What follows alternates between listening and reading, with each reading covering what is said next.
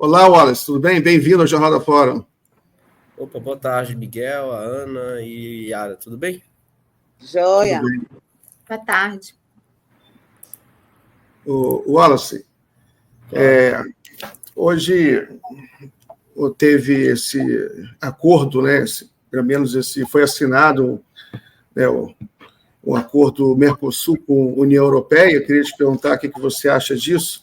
O pessoal que trabalha com desenvolvimento, com indústria, sempre teve um pouco de receio que pudesse prejudicar a indústria brasileira. Os europeus tinham medo que pudesse prejudicar os produtores rurais lá, mas, enfim, parece que chegaram aí a um acordo agora. Como é que você está vendo isso? Isso aí, o que isso pode representar para a economia brasileira, para a indústria, do seu ponto de vista?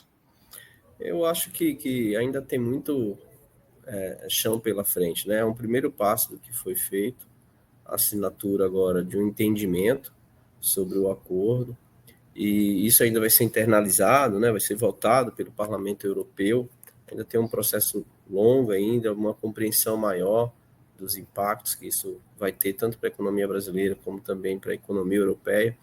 É importante sempre a gente levar em consideração as diferentes trajetórias de industrialização, né, de maturação da indústria, de competitividade, de setores. Eu acho que para cada setor, Miguel, existe uma particularidade, né?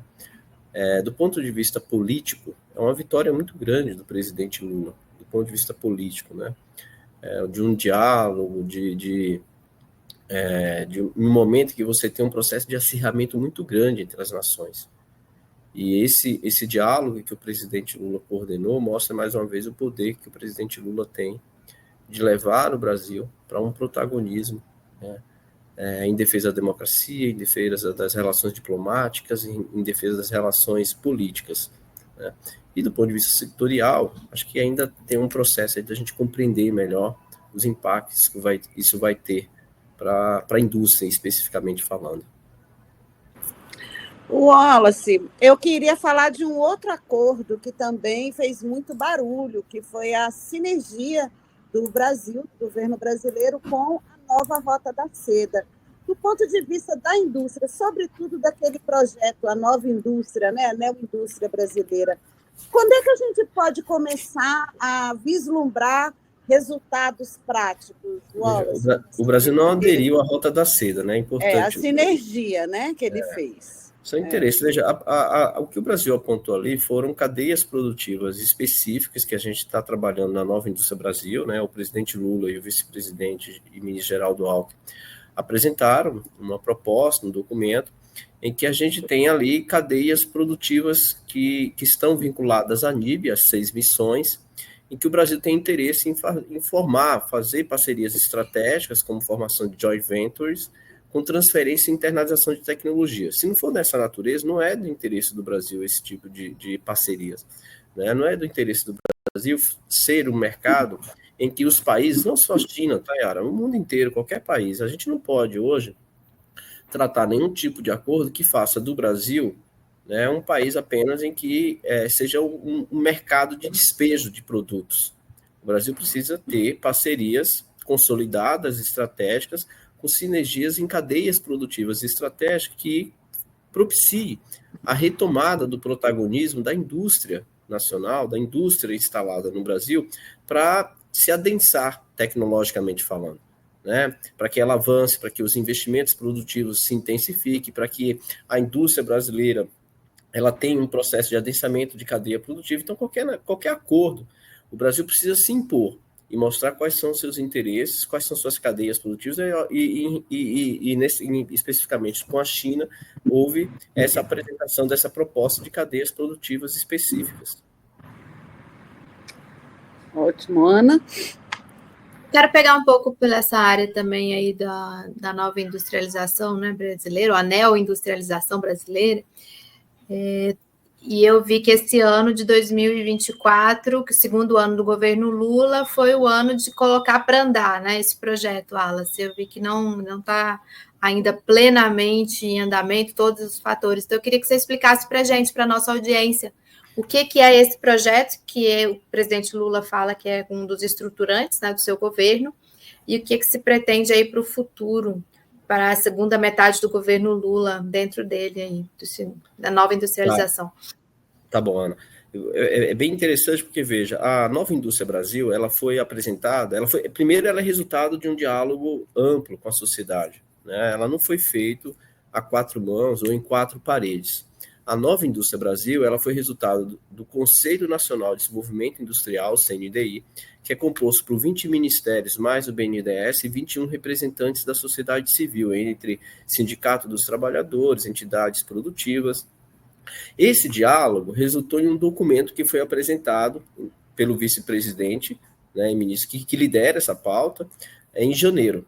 Né, no dia 22 de janeiro, teve a apresentação do documento, que é uma política industrial guiada por grandes missões.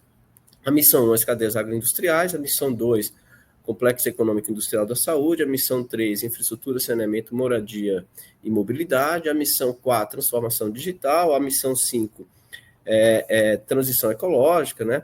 A missão 6, a indústria de base de defesa, basicamente, quando a gente fala de tecnologias para a soberania nacional. Quando foi apresentada ali, ela depois passou por um processo de aprimoramento dessa política, em que lá em janeiro, quando foi apresentada, ela foi apresentada com a meta para 2033 e com 14 instrumentos para se alcançar um processo de retomada de protagonismo da indústria. Né? Desses 14 instrumentos, você tem margem de preferência, conteúdo local, subvenção, crédito tributário, financiamento, regulação, vários instrumentos que não são nenhum diferentes do que o mundo vem usando, diga-se de passagem. Se vocês pegarem o estudo do Fundo Monetário Internacional sobre o retorno da política industrial no mundo, todos os instrumentos que o Brasil usa são os mesmos que o mundo inteiro tem praticado, em particular nos países desenvolvidos, né? Como o estudo do Fundo Monetário Internacional mostra isso. E, naquele momento, a Nova Indústria Brasil tinha uma meta para 2033. Qual foi o trabalho que foi feito depois de janeiro, ali quando foi apresentado? Foi um aprimoramento dessas metas e, simultaneamente, uma criação da meta para 2026. Então, hoje, a Nova Indústria Brasil, ela tem uma meta para cada missão para 2026 e uma meta também para 2033. Né? Por que para 26? Que é quando o governo do presidente Lula se conclui e você precisa apresentar para a sociedade resultados. Né? E 2033 é na perspectiva de que a política industrial ela é de longo prazo, médio prazo. Você não tem, por exemplo, um processo de desenvolvimento de algumas cadeias produtivas em 3, 4, 5, 6 anos. Isso depende de um processo de maturação dos investimentos. Aliado a essas missões, também foram construídas ali cadeias produtivas consideradas estratégicas dentro da Nova Indústria Brasil. Como eu mencionei ali, quando a gente apresenta para a China um conjunto de cadeias relevantes para o Brasil, é porque a gente tem um ecossistema formado em alguns setores produtivos que são considerados estratégicos para o Brasil. Um potencial que ele tem, né? Uma capacidade nacional construída. Mas veja, Ana, uma coisa em que é importante.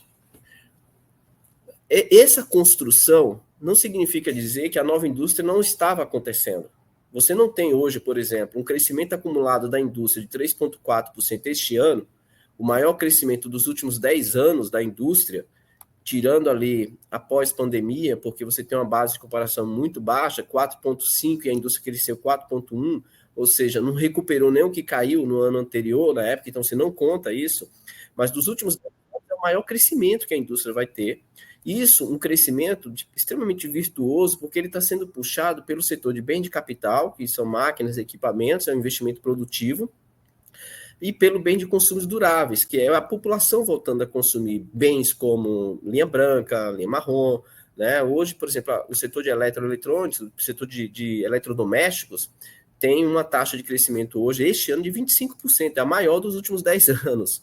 Tá? Então, você tem uma volta do crescimento do mercado interno e a indústria também está se recompondo. E por que essa indústria está se recompondo? Porque políticas públicas bem desenhadas, elas vêm sendo implementadas desde o ano passado. Eu posso citar várias medidas e programas que o vice-presidente e ministro Geraldo Alckmin lançou que estimulou o investimento, que estimulou a retomada do crescimento. Outras políticas do presidente Lula que retomam o crescimento do mercado interno. Né? A valorização do salário mínimo, os programas sociais, né? O investimento em infraestrutura, por exemplo, que dobrou, saiu de 30 bilhões, foi para 60 bilhões públicos. Se você pegar e somar com o investimento privado em infraestrutura, está batendo na casa de 180 bi. Então, você, né, 197 bi, quase 200 bi, você sai de 150 para quase 200 bi o investimento em infraestrutura no Brasil. Não à toa, a formação bruta de capital fixo no Brasil este ano, no acumulado, cresceu 6,6%. A taxa de investimento como proporção do PIB está batendo 18%. Então, a gente teve vários programas, como o Mover, que gerou um investimento de mais de 130 bilhões no setor automotivo. A gente tem o Brasil Mais Produtivo de 2 bilhões para digitalizar micro, pequenas e médias empresas, né? A depreciação acelerada, que é um programa de estímulo a trocas de máquinas e equipamentos por parte da indústria. Então, o governo ele vem lançando várias políticas desde o ano passado que está começando a colher o resultado. E a indústria é sintomática nisso, porque a indústria, eu repito, eu sempre costumo dizer, crescimento não cai do céu. Crescimento é resultado de políticas públicas, né? E essas políticas públicas estão fomentando e criando um ambiente propício para a retomada do investimento privado, né? Isso é muito relevante. Lembrem que o ano passado o PIB cresceu 3,2% e este ano é possível que cresça 3,3%. Então, há muito tempo que a gente não tem uma taxa de crescimento substancial acima dos 3% de forma contínua, né? No ano passado e este ano. Então, a Nova Indústria Brasil, ela não é mais apenas um projeto, ela é uma realidade, ela está acontecendo. A gente está no ponto de partida e estamos decolando para que a indústria volte a ter um protagonismo para o desenvolvimento econômico brasileiro. Wallace, um ponto importante, eu queria uma opinião sua, é a questão do crédito, que no Brasil é muito caro ainda, porque os juros estão muito altos, né? Eu queria saber como o governo está contornando esse problema do crédito extremamente elevado, que dificulta o investimento na produção. Como você vê o papel do Banco Central, né, na questão cambial também?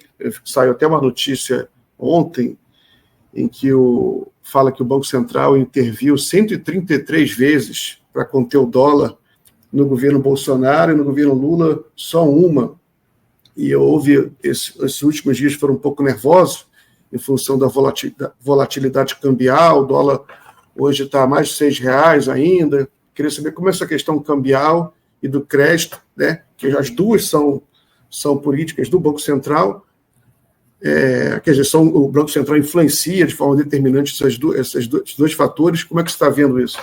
Tá, primeiro assim, veja, do ponto de vista da variação cambial, tem questões internas, mas também tem questões geopolíticas, né, e questões externas que vêm afetando o câmbio. Recentemente, não foi só o real que se desvalorizou, várias outras moedas também passaram por um processo de desvalorização diante da postura do recente presidente eleito nos Estados Unidos, que vem apontando aí para algumas medidas que geram uma certa apreensão no mercado internacional.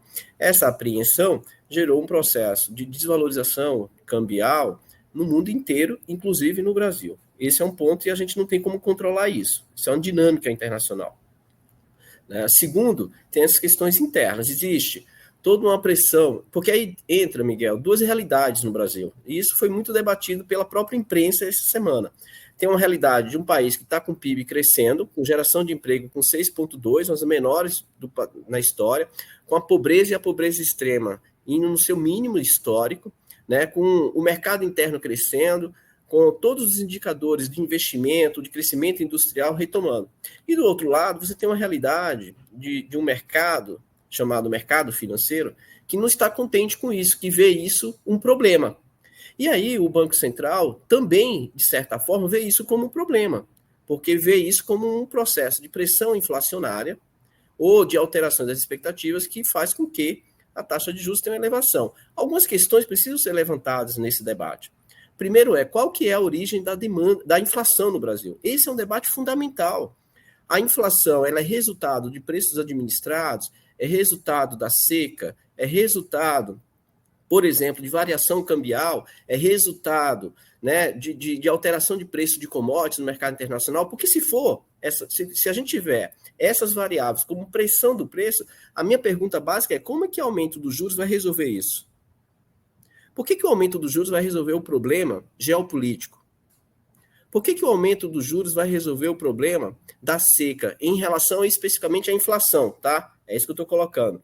Como é que aumentar juros vai resolver o problema do impacto da seca no preço? Como é que o aumento dos juros vai resolver o problema da inflação pela variação cambial por um cenário geopolítico instável?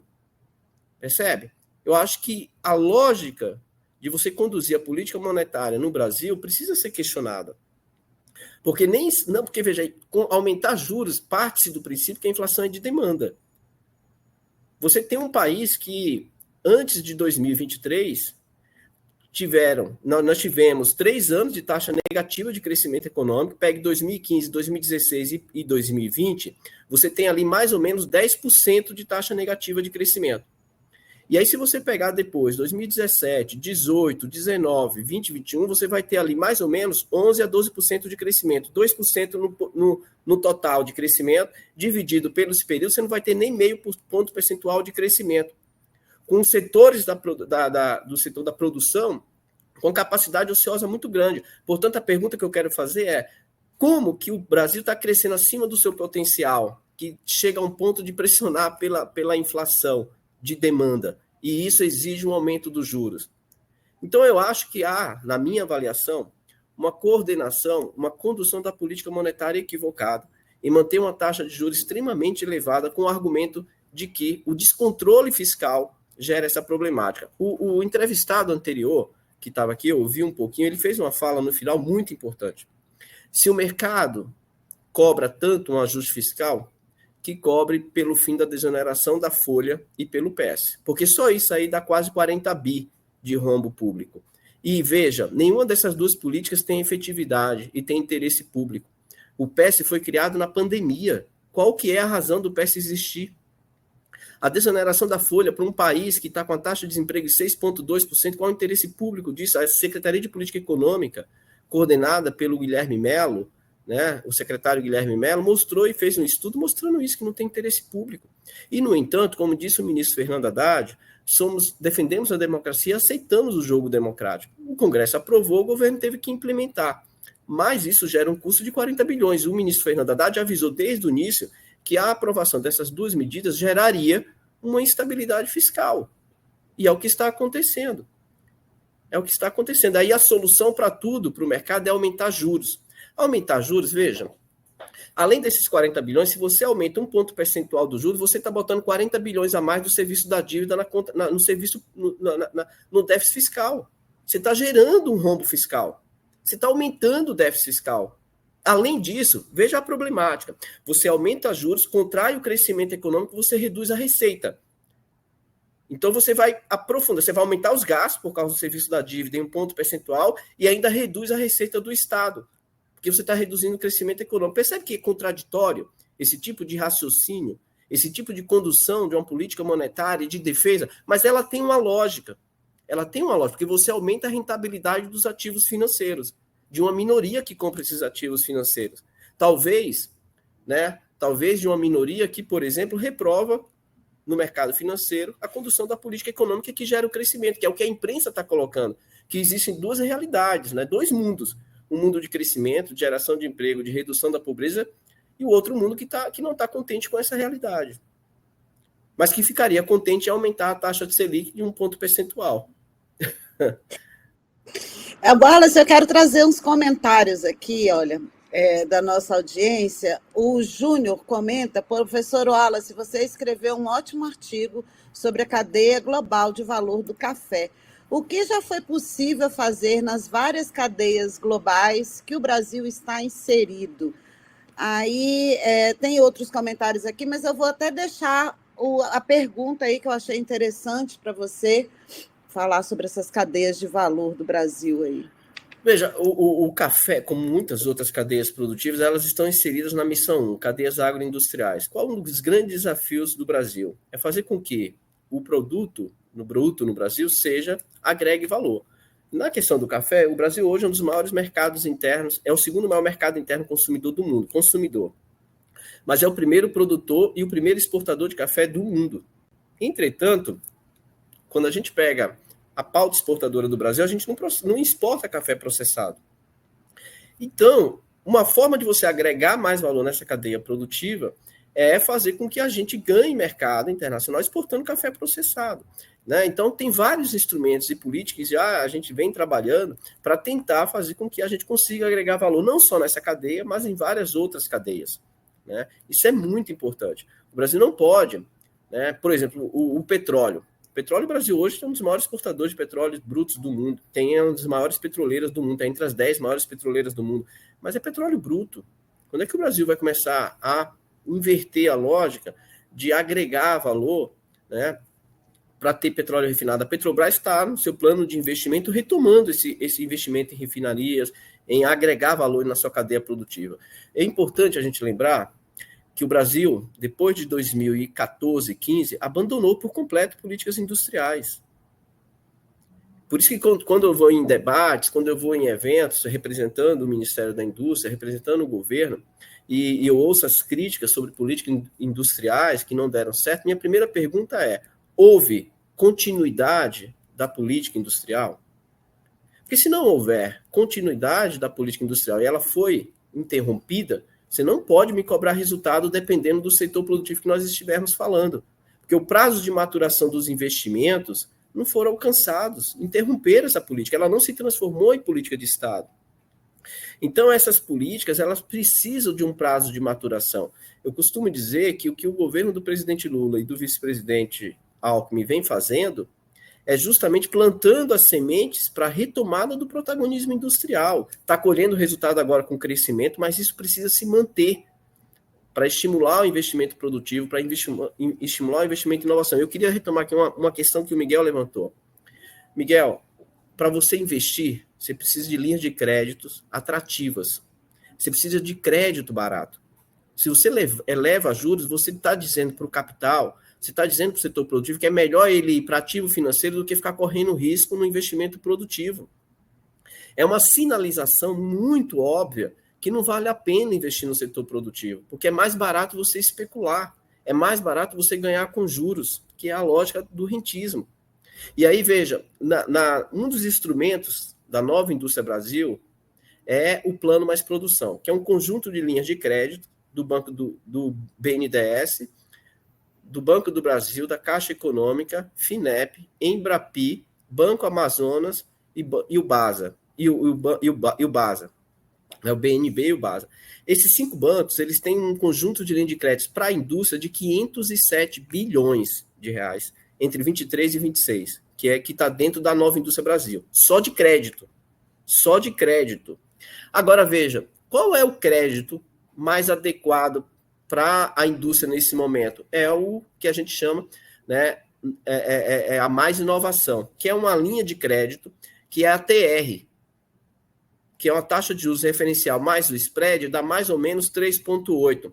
Se você pegar a inflação no acumulado, está em torno de 4,5, 4,6, né, você tem taxa de juros negativas. O mundo inteiro tem linhas de crédito nessa condução, dessa forma. Por quê? Porque para você investir em inovação, em produção, você precisa ter crédito barato para que o setor produtivo corra risco, em particular quando a gente está falando de inovação. Então, se o Banco Central decide aumentar os juros, você inviabiliza o crédito, porque o restante do recurso, tirando os 80 bilhões, é TLP, é taxa de juros de mercado. Então, se o Banco Central começa a elevar juros, você inviabiliza o restante das linhas de crédito, porque o capital, o setor produtivo, não vai investir.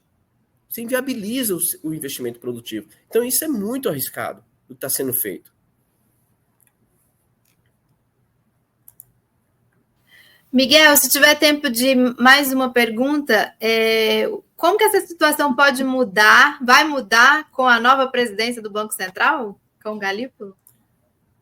Bom, então, eu espero que o Galípolo encontre um cenário macroeconômico propício para ter uma condução de política monetária mais racional, né, mais condizente. Veja que o ano passado, o presidente do Banco Central errou todas as projeções de inflação. E com esse erro, com esse argumento, ele manteve a política de juros elevada. A redução poderia ter sido mais acelerada e maior. Mas não. E, além disso, que ele tenha e respeite os limites do papel do Banco Central.